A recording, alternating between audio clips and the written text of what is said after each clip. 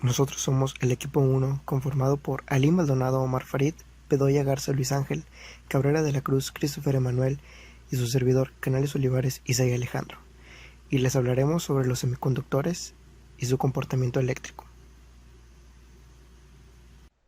Los semiconductores son elementos que tienen una conductividad eléctrica inferior a la de un conductor metálico, pero superior a la de un aislante. El semiconductor más utilizado es el silicio, que es el elemento más abundante en la naturaleza, Existen otros semiconductores. como el germanio y el selenio. El comportamiento eléctrico de un semiconductor es que se caracteriza por los siguientes fenómenos. Y uno puede ser de que los electrones son libres portadores de carga negativa y se dirigen hacia el polo positivo de la pila. Los huecos son portadores de la carga positiva y se dirigen hacia el polo negativo de la pila. Al conectar una pila, circula una corriente eléctrica en el circuito cerrado, siendo constante en todo momento el número de electrones dentro del cristal de silicio. Los huecos solo existen en el seno del cristal del semiconductor. Por el semiconductor exterior solo circulan electrones que dan lugar a la corriente eléctrica. Para continuar, analizaremos un poco lo que son los dispositivos semiconductores. Posteriormente realizaremos una práctica. Y bien, los dispositivos semiconductores, este, si bien ya sabemos que un semiconductor es un elemento que se comporta como conductor o como un aislante dependiendo de diversos factores, tenemos también dispositivos, el caso del transistor y el diodo, entre otros, pero en este caso los centraremos más en lo que es el diodo. El diodo moderno es el componente electrónico más empleado en la actualidad. Su construcción interna es muy sencilla, así que es el elemento semiconductor más simple que existe.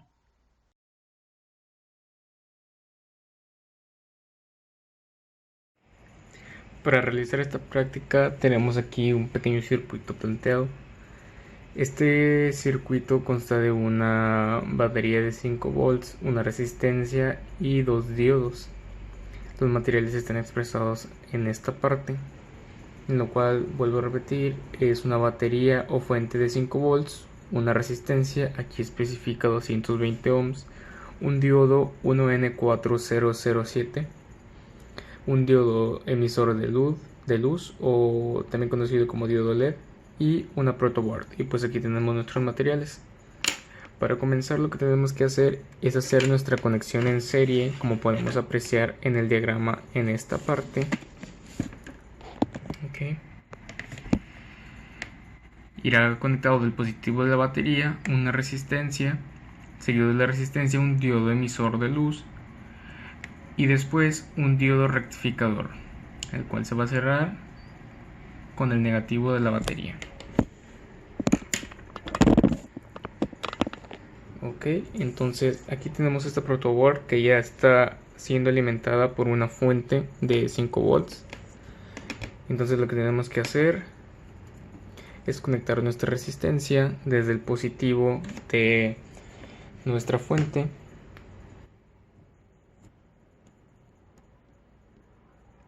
de esta manera,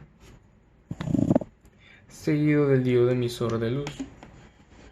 Recordemos que el ánodo es la parte más larga, la terminal más larga de nuestro diodo.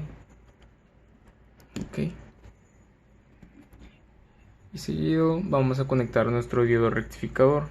Es muy importante aclarar que la parte que va a ir conectada hacia el negativo de la fuente, es decir, el cátodo, va a ir apuntando o va a conectarse directamente hacia nuestra alimentación negativa o voltaje negativo. Entonces vamos a conectarlo y veremos lo que sucede.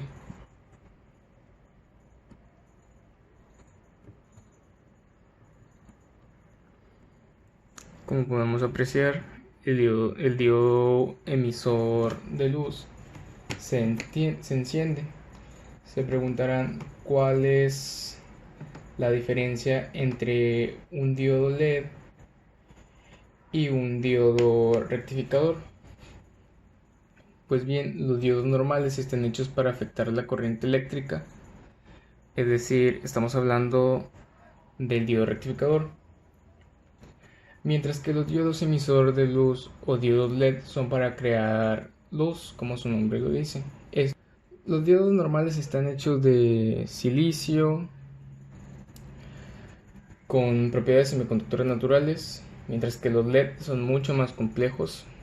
En vez de usar simple silicio, son fabricados con varios elementos metálicos que son mezclados cuidadosamente con el silicio mientras este se cristaliza. Estos elementos hacen que el LED produzca luz y cambie su color. Bueno, se preguntarán, ¿por qué el diodo es un dispositivo semiconductor? Bien, el diodo es un componente electrónico que solo permite el paso de la corriente en un sentido. Por eso es un semiconductor, porque es conductor solo en determinadas ocasiones. Si conectamos al revés, la corriente no pasará a través del diodo de ninguno de los dos, lo cual va a hacer que este circuito se comporte, o más bien se transforme en un circuito abierto, es decir, que no va a pasar la electricidad. Entonces podemos hacer una prueba. Si nosotros volteamos el diodo, no conduce, se mantiene apagado. Y no únicamente con el diodo emisor de luz, sino también con el diodo rectificador.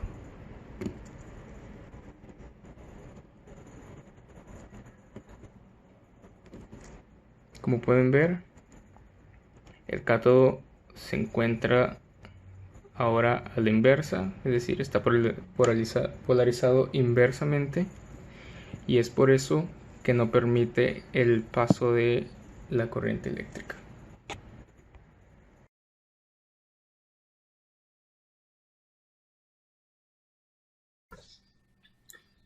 En la unión PN, los electrones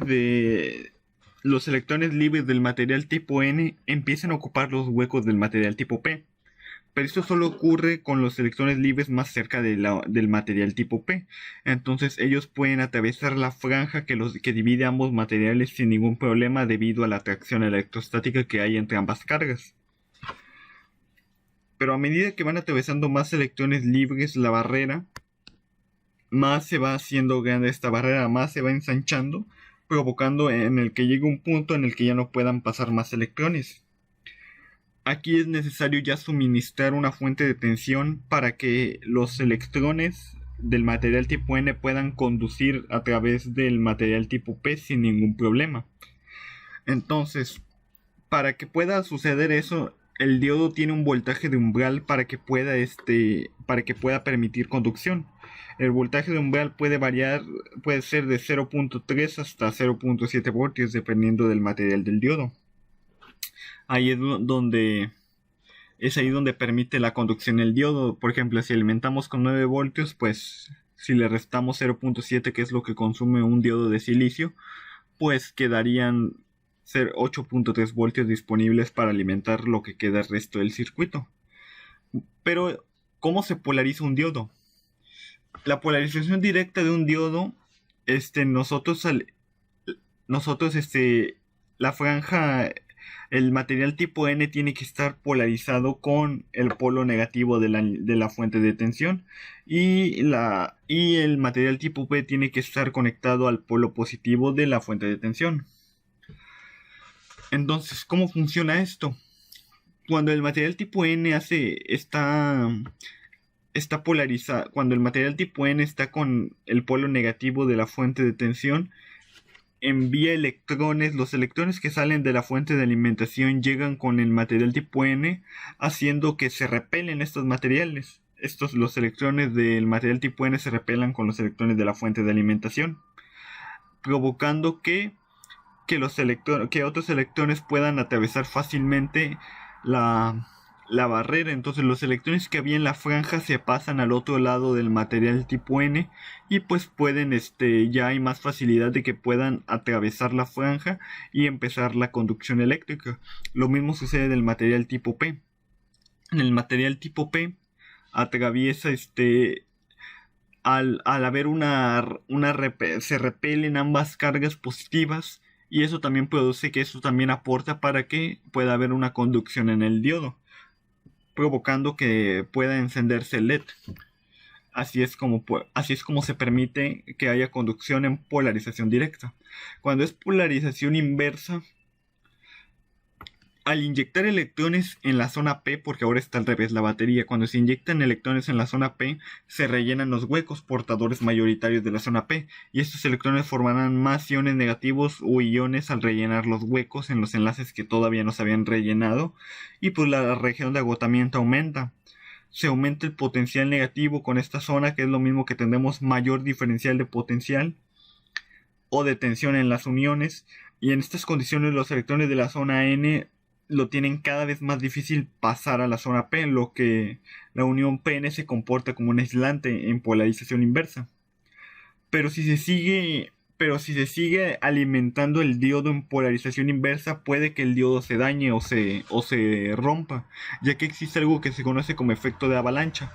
A medida que se van inyectando más electrones y más protones, más se van ocupando lugares en los huecos en ambos tipos de material, tanto en el N como en el P.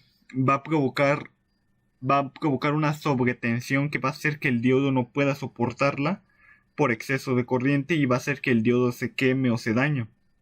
Por eso no está bien sobrecargar por eso no está bien mantener en polarización inversa el diodo durante muchos minutos. Aunque en cambio la polarización inversa es muy buena en algunas aplicaciones de electrónica, como lo que es evitar algún cortocircuito por alguna mala conexión, o pues sí, precisamente para evitar algún cortocircuito por alguna polarización inversa que se haya conectado en la fuente.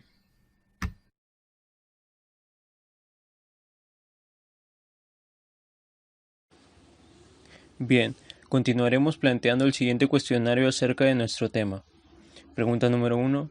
¿Cómo están formados los semiconductores extrínsecos tipo N? Número 2. ¿Cómo están formados los semiconductores extrínsecos tipo P?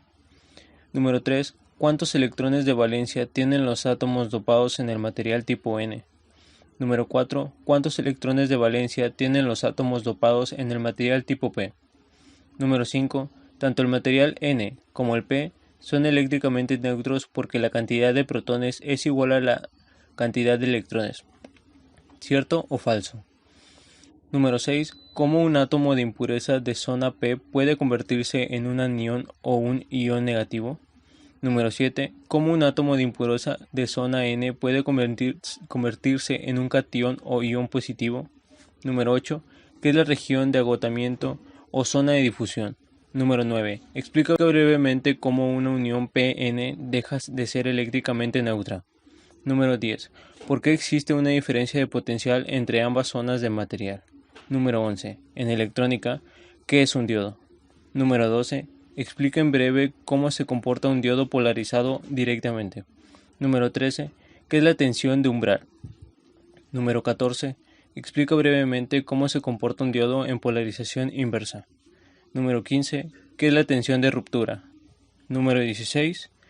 ¿Qué es el efecto de avalancha?